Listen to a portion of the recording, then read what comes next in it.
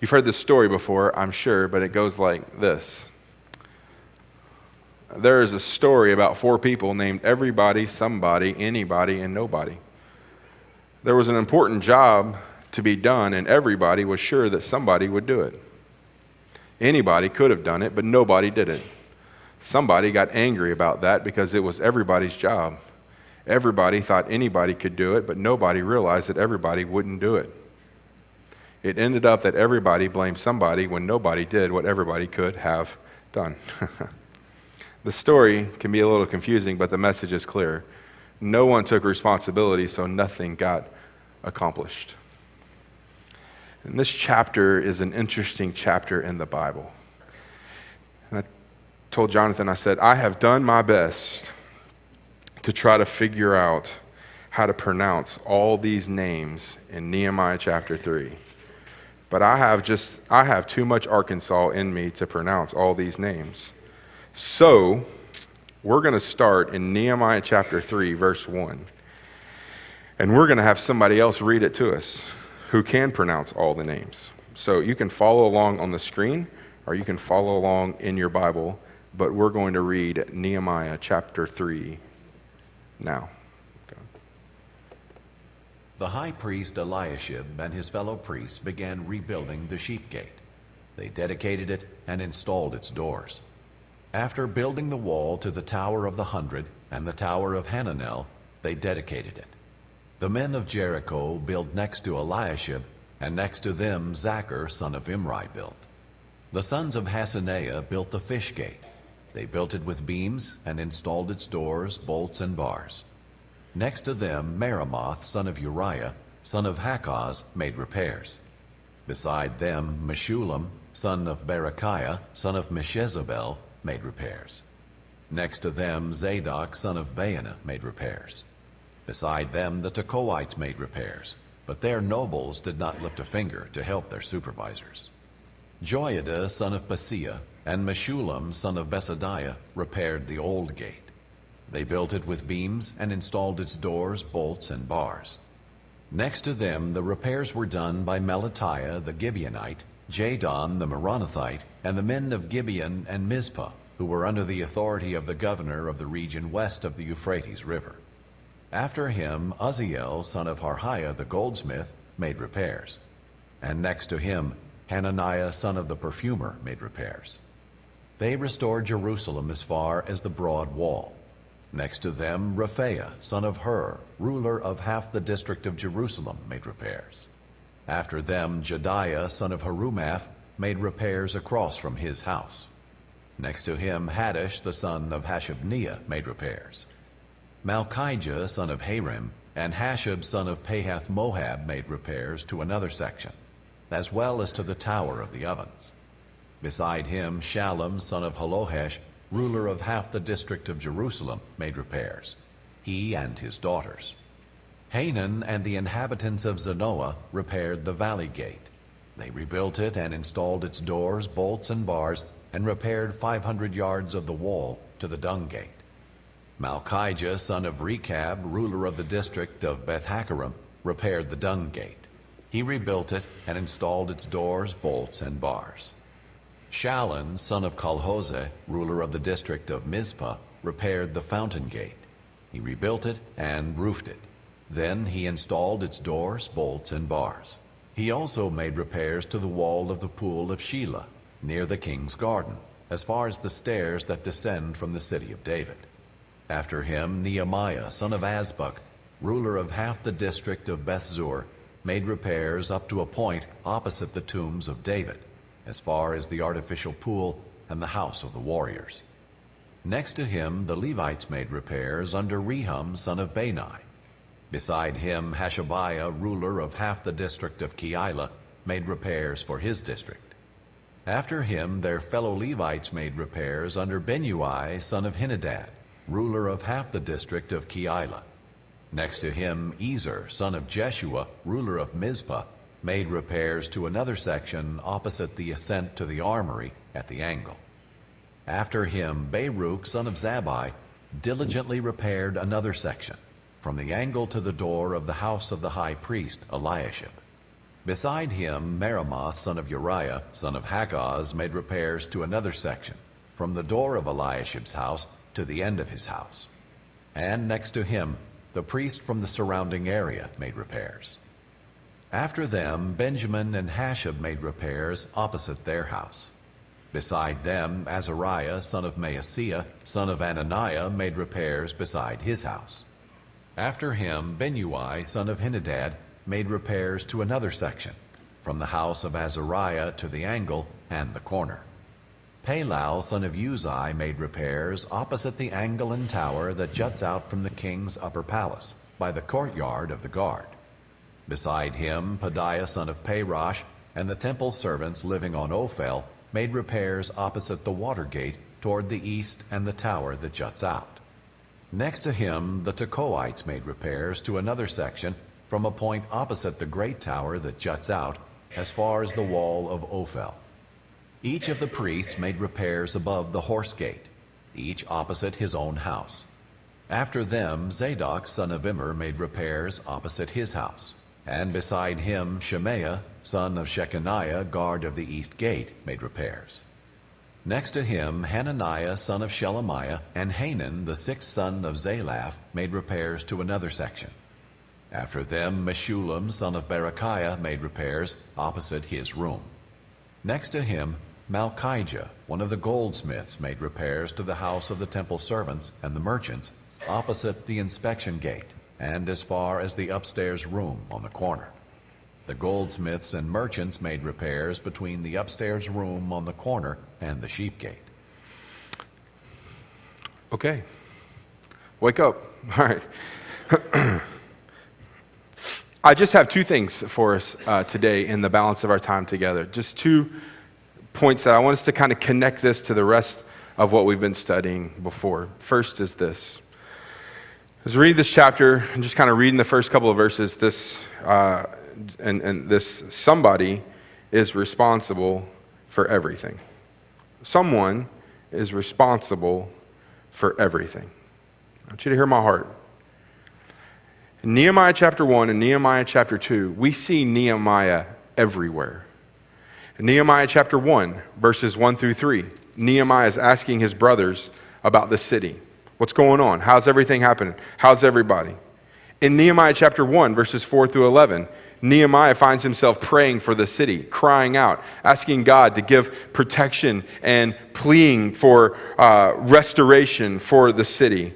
Nehemiah chapter 1, verses 1 through 10, you see Nehemiah going to the king, asking permission to leave his place and go all the way to Jerusalem and rebuild the walls. In Nehemiah chapter 2, verses 11 through 15, what's Nehemiah doing? He's inspecting the walls alone late at night, by himself with a few other people, walking around, asking God to give him this vision of what would be accomplished. In Nehemiah chapter 2, verses 16 through 18, Nehemiah is casting vision from the Lord. He's telling the men, this is what we should do. We should rebuild the walls. We should rebuild the city. He says we have this opportunity to do this. And then Nehemiah chapter 2, verses 19 through 20, Nehemiah is standing up to opposition from Sanballat and Tobiah and some of the other people.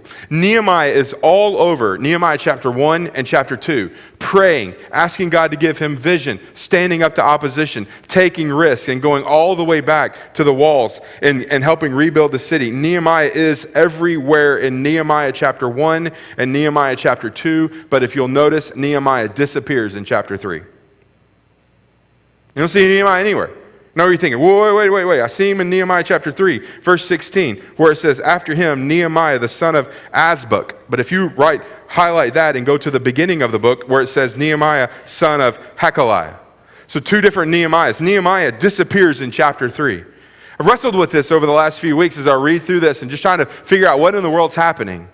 I just became convinced in the middle of this that Nehemiah had set to say, I'm going to be the leader in this, that I'm going to cast vision for this, that I'm going to do what I need to do, and praying and inspecting and caring about and casting vision and standing up to opposition and taking risks and crying out to the Lord in prayer. But in the wall building begins, Nehemiah disappears. And I thought, what in the world's happening here? Nehemiah's absent in chapter 3. You don't see Nehemiah written about anywhere in chapter 3. And this reality began to set into my own heart. If I may just take a moment, if you'll just hear my heart. Nehemiah, I'm convinced, in chapter 3, is just a cheerleader. I believe Nehemiah is walking around the walls and he's going to this section of the wall and he's saying, man, you're doing a good job, keep it up. He's going over to this section of the wall, he's jumping in and helping. He's going over to this section of the wall, he's jumping in and helping. But Nehemiah understood that his role in the middle of rebuilding the walls was to come alongside and be an encourager, to pray, to support, to love, to encourage, to cast vision in this 50-plus day process of rebuilding the walls. That he understood his role and responsibility in this restoration of the walls. It's something that I wrestle with. I've been here 5 years and you guys know me. I don't mind doing what needs to be done, and we've proven that in various contexts. But this week, I was talking to my friend Blue, who's in Atlanta. You've heard me talk about him. We've had this conversation about the pastor. And Blue and I were talking, and Blue said, David, one day you will give an account of how you pastored this church. Hebrews chapter 13, verse 17. Keep watch over your soul as one who will give an account. And that has been scary to process the last few days. Think about just my time here. Think about the church that I served in Hattiesburg and the church that I served in Atlanta. And I think about the weight of that. I think, you know what? There'll come a day where I will give an account for the vision that we've cast, the prayers that we prayed, the ministry that we've done, the people we've reached, the places we've gone, the mission trips we've been on, the work that we've done. You're not going to stand in front of the Lord and give an account for my responsibility and how I led this church. You're not going to stand in front of God, and God's not going to hold you accountable for how I am leading this church. And so I'm wrestling with this and just kind of processing all of this. But I do know this. I see what Nehemiah is doing in Nehemiah chapter 1 and Nehemiah chapter 2. I see Nehemiah on his face praying before the Lord. I see Nehemiah crying out to God, asking God for restoration and peace. I see Nehemiah taking risks and going back and rebuilding the walls. I see Nehemiah staying up, inspecting the walls, studying the walls, examining the walls, looking at what needs to be done. I see Nehemiah casting vision of what needs to take place and the things in the direction. And I see Nehemiah standing up to those in opposition and saying, this is what we're going to do. And I see Nehemiah as just an encourager in chapter 3. So somebody is responsible for everything. Second, everybody is responsible for something. Now, if you may, just lean in here real close. Everybody is responsible for something. I want you to go back to chapter 3 and let's just look at it a little bit. First, the building of the walls began with the spiritual leaders. Did you see that? Go back to chapter 3, verse 1. The high priest, Eliashib, and his fellow priest began rebuilding the sheep gate. They dedicated it, installed its doors. After building the wall to the Tower of the 100 and the Tower of Hanel, they dedicated it.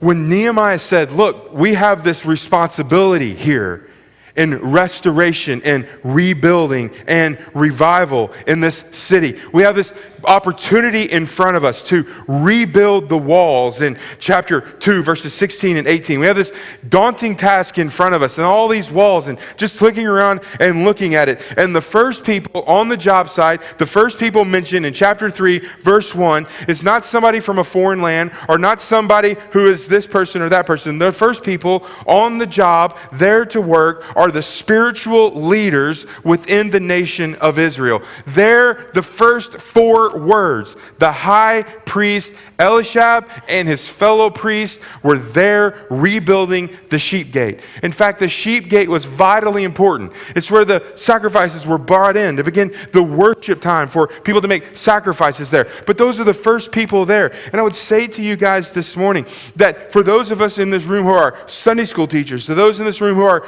deacons, to those in this room who are lay leaders, the rest of the congregation is looking to you. They pay attention to what you're doing. They observe your involvement. They follow your lead. Nights of prayer, they look around. Wednesday night Bible studies, they look around. Mission trips, ministry trips, serving within the community, serving within our fellowship. Just say to you as your pastor with as much love as I have in my heart, that if you're a leader within our fellowship, whether you're a deacon at our church, a Sunday school teacher, a lay leader, or you serve on some committee of importance, you are seen as a leader within our fellowship. And I can tell you this morning, I know because people say things, that they are watching you. They're paying attention to you. They're following you. They're observing you. And they say to me and they say to others, I want to follow them in their leadership. I want to follow them in their engagement. The high priest, on the day they came to rebuild the wall, were there, and that's where Nehemiah began as the building went all the way around the gate to the end of chapter 3, where it ends at the sheep gate.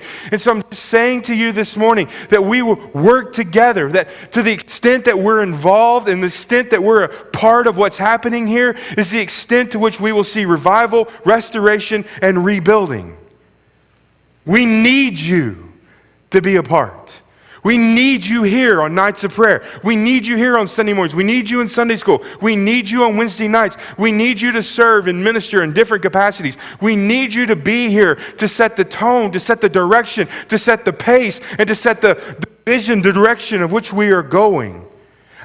To me, that's just an incredibly important part. Nehemiah could have began at any gate. He could have began with any person, but yet he chose in Nehemiah chapter 1 to begin with the spiritual leaders within the nation. And so I'm crying out to those in leadership within our church. Your posts in your Sunday school class are watching you. The people in this room are watching you. The people in the choir, you're being watched. The people who lead instruments are being watched. Those who are preaching, those who are teaching, those who are leading in various capacities. The church is watching you. They're observing. So it begins with spiritual leaders. Second, I would say this. Everyone is needed. Everyone is needed. Go back and read the Nehemiah chapter 3. So over 50 people's names are mentioned. You have a guy in verse 8 who's a perfumer, who's working and rebuilding the gate. You have goldsmiths in verse 8 and verse 31. You have temple servants in verse 26. You have merchants in verse 22. You have a man and his daughters in verse 12 working together. You have people from other cities who've come to the city walls to help rebuild it. You have officials from various places in verse 9, verse 14, verse 15, verse 16, verse 17, verse 18, and verse 19 who are coming together and working. And they're saying, this is my section of the wall. I'm going to take this section of the wall and I'm going to rebuild this section of the wall. And then I'm going to rebuild this section of the wall. And I'm going to take the fish gate and I'm going to take this section of the wall between here and here. And I'm going to take this portion of the wall and I'm going to give of my time and give of my energy, that all people are involved and needed in the work that they have. In verse 20, you have a guy named Baruch who does zealously in his work.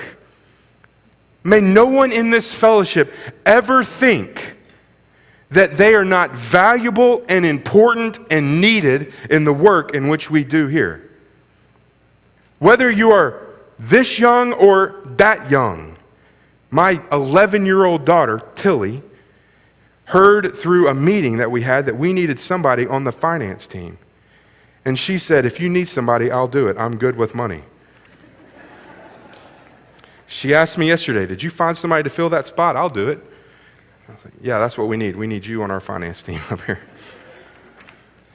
But whether you're 11 years old or 95 years old, whether you joined last week or you were here when it was Friendship Baptist, whether you're male or female, whether you can do or can't do something, every single person is needed and valued in the ministries of our church.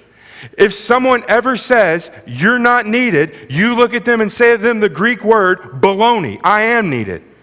I am important. I am valuable. Your talents and your abilities are what makes this church what it is. The things that you bring to the table in organization, in vision, in decoration, in caring, in loving, and teaching is what makes this church what this church is. And when every single person involved in the ministries of this church has says to this fellowship, I'm not going to be a spectator and not do anything, but I'm going to jump in, I'm going to pick up my portion of the wall, and I'm going to give my every single thing I have to do the work that is in front of us. This church has the ability to go places and do things that we can't even fathom. If we're going to see revival, if we're going to see restoration, if we're going to see rebuilding, then it takes everybody. Beloved, Nehemiah chapter 3 doesn't have just one person's name in it. It just doesn't have 3 or 4 people's name in it. It has over 50 names of people who've said to one another, this is my section of the wall. This is all I can do, but this is my section of the wall. I'm going to give everything I can to make sure it's rebuilt. This is my section of the wall. One group did over 1,500 feet of portions of the wall that needed to be rebuilt. And so I just say to you this morning, hear my heart. I love this church and I love you, but this church is better when every single person serves in some capacity. It's important. And so when you step back and say, well, I've served my time. I'm not gonna. No. We need you. You're important. Pick a section of the wall and start rebuilding. Number 3, everyone must work together. Everyone must work together. Did you see over 28 times in Nehemiah chapter 3 is the phrase next to, beside, or after? 28 times. Next to, beside, after. This group says, this is my section of the wall. This is what I'm going to rebuild. This is what I'm committed to doing. Next to them, this is my section of the wall. This is what I'm committed to doing. Next to them, this is my section of the wall. This is what I'm committed to doing. Next to them, this is my section of the wall. This is what I'm committed to doing. 28 times. We are all in this together, beloved. We are all in this together. As we serve together, we are working together. There's nobody in Nehemiah chapter 3 who's standing on the sidelines saying, well, that's not how I'd rebuild that section of the wall. It's not what I would do. There's nobody in Nehemiah chapter 3 who's standing on the side and saying, I built the first wall. I'm not building this wall again. There's nobody in Nehemiah chapter 3 that's saying, I can't stand Nehemiah. I don't like him. I'm not working on this section of the wall. There's nobody in this section of the wall who's saying, well, there's just nowhere for me to build, so I'm not going to be able to be in help in rebuilding the wall. No. Person after person, people after people, family after family, locked arm in arms. And you go all the way around the wall, and the wall is built all the way around it. We work and serve together. We succeed together, we fail together. We move forward together, we move backwards together. We increase together, we decrease together. We are together as a church. That's what Henry Ford said this. This quote should be on there. At the end, there's a quote, a green quote. Go there. Sorry. Okay. All right, we'll keep going. This is it. Coming together is the beginning. Keeping together is progress. Working together is success. That's just good. Coming together is the beginning. We're going to rebuild this wall. We come together. Keeping together, beside them, next to them, next person, is the progress, and working together is the success when we unite together. In fact, Paul writes about this in 1 Corinthians. Go back. 1 Corinthians, Paul writes about the responsibility of the church. He says, "For just as the body is one and has many parts, all the parts of that body, though many, are one body, so also is Christ." Verse 13, "For we were all baptized by one Spirit into one body, whether Jews or Greeks, whether slaves or free, and we were all given one Spirit to drink. Indeed, the body is not one part, but many. If the foot says, because I'm not a hand, I don't belong to the body, it's not for that reason any less a part of the body. And if the ears should say, because I'm not an eye, I don't belong to the body, it's not for that reason any less a part of the body. If the whole body were an eye, where would the hearing be? If the whole body were an ear, where would the sense of smell be? But as it is, God has arranged each one of the parts of the body just as He wanted. And if they were all the same part, where would the body be? As it is, there are many parts, but one body."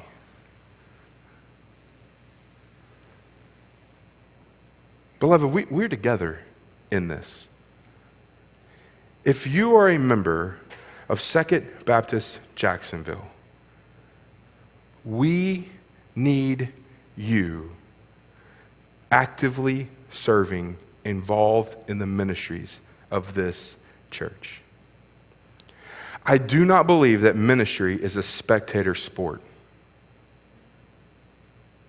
I do not believe that you join our fellowship and do not serve.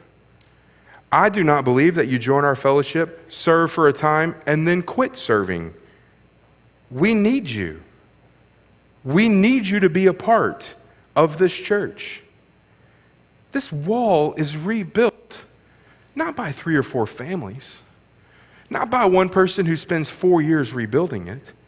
This wall is completely rebuilt in 50-some days because everybody has said, "This is my section of the wall, I'm doing this part. This is my section of the wall, I'm doing this part." So I guess I would ask this question in the balance of my time together. Which section of the wall is yours? Which section of the wall is yours? David, I can sing in the choir. Okay, fantastic. That's your section of the wall. Then zealously do that. But beloved, I just wrote down a few things. We need a men's ministry within our church. When I got here, we did camo and gumbo. We had the Blake Anderson from A-State come in here. We had other activities within our men's. We shot down at the shooting range. We need a group of men who will join together and say, let's develop a men's ministry within our church. Do you know there's a place in Little Rock where you can get together and throw axes? Let's go. It's not at each other, it's at a wall. But we need men's discipleship groups within our church. We need people in our fellowship who will say, this is my section of the wall, I'm going to commit to doing this in men's ministry. We need people within our fellowship who will say, I'll take on local missions. Guys, God is bringing so many things to our church through local missions that we can't keep up with it in the office. Pinewood Elementary, we send 28 backpacks of food over to them 38 backpacks to them every single week. They called this week and said, hey, we desperately need 20 more backpacks of food every single week. We said, we can't do 80 backpacks a week. With Jacksonville High School football team, fed them a meal this week. There are things happening within our community, but we need people who will say, hey, give me local missions, this is my section of the wall, and I'm going to commit to doing that. We have discipleship ministry. We need a group of people within our church who will take on security, who will say, we're going to be in charge of the security of our fellowship, whether it's in the booth up there, whether it's working with the cameras in our church, whether it's helping make sure that we're secure everywhere. We need people to work with our children. We need people to work with our youth. We need people to work with our senior adults. We need people to do evangelism. We need people to do missions. We need people to do so many things. So I'm stand before you today as your pastor and cry out and say this: find a section of the wall and start rebuilding. Commit yourself. This is all I can do. Fantastic. But beloved, I say to you this morning, If we're going to see revival, if we're going to see restoration, if we're going to see ministry take place to the ability that this church has to do, it's going to take every single person working together for the common good of reaching the city of Jacksonville and the nations with the gospel. Our church is at its best when every single person actively serves our fellowship. Where are you serving?